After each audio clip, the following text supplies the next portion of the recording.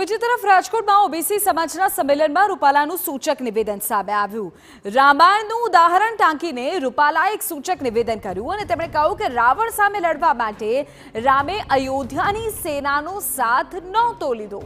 વનવાસીઓ અને વાનરોની મદદથી લંકાનું યુદ્ધ ભગવાન રામે જીત્યું। તમારા સહકારથી આપણે ચૂંટણી યુદ્ધ જીતવાનું છે તેનો વિશ્વાસ છે। આ પ્રકારનું નિવેદન રૂપાલાએ કર્યું। મને પાકો એમાં સીધે સીધું વર્ણન એવું આવે છે કે ન્યા જે હતા વનવાસીઓ આદિવાસીઓ જે લોકો જંગલમાં એમની સાથે હતા એ નાના નાના સમાજના લોકોને ભેગા કરીને લંકા ઉપર હુમલો કર્યો ને રાવણને હરાવ્યો। એમાં અયોધ્યાની સેના નહોતી મગાવી।